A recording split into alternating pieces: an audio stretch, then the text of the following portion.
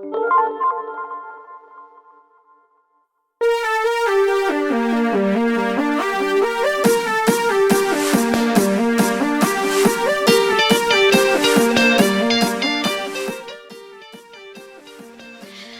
everybody, this is Augustus, and this is episode 1, season 1 of Exploring the Microverse.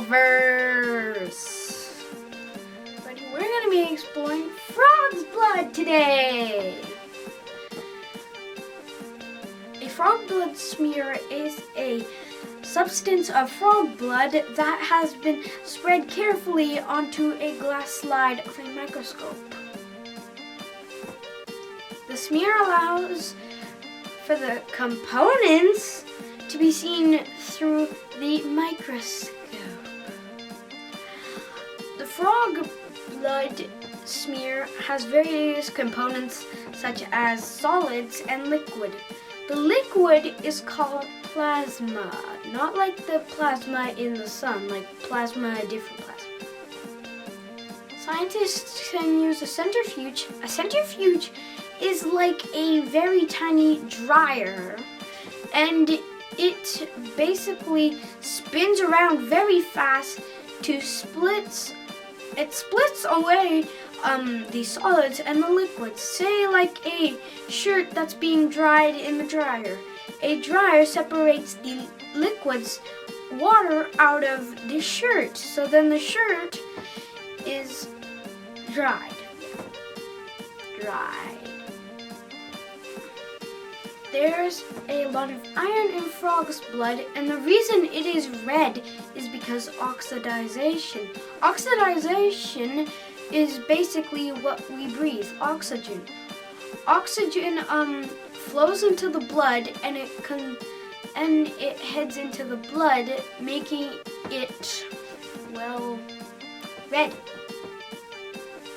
Frog's blood is primarily red because it has been oxidized. Frog's blood is red because it is rich in iron, and over time iron rusts from air. It's called oxidization. Oxidization is like turning in stuff to rust. The reason our blood is red is because it's oxidized and it has iron in it. So when it's oxidized, it will rust, and rust is usually red. Blood is actually blue because it is not oxidized.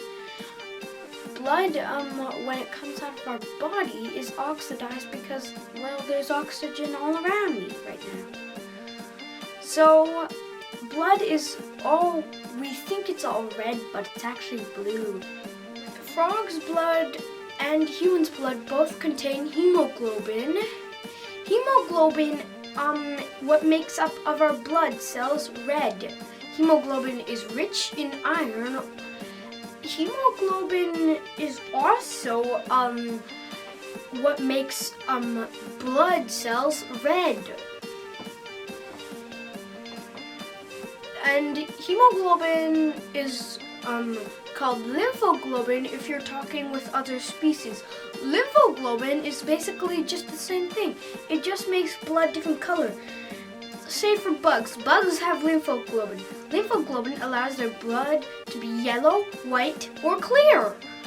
And if you want, you can smash a bug and find out for yourself. But I suggest you do not do that and find a bug that's already been stepped on or has died from natural causes. And then squish the dead bug where it stands in the name of science. In the name of science.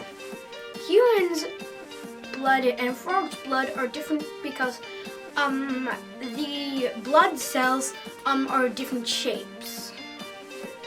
Our blood cells are circular, while theirs is sort of ovalish.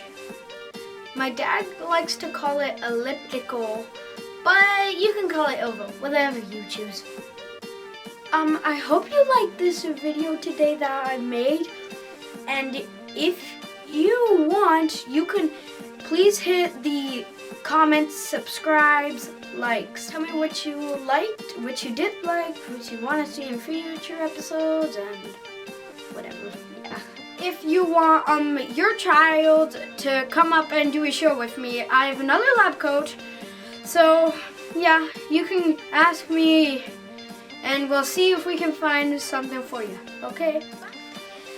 We are launching our episodes at Monday at 4 p.m.